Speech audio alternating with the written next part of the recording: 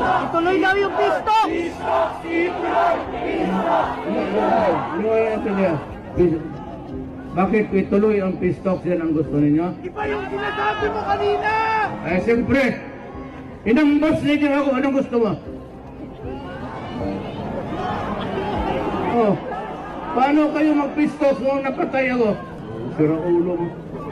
Ituloy-tuloy tapos patayin ninyo ako. Sinong kausap ninyo? Sinong kausap ng pistol? Yung kaluluwa ako?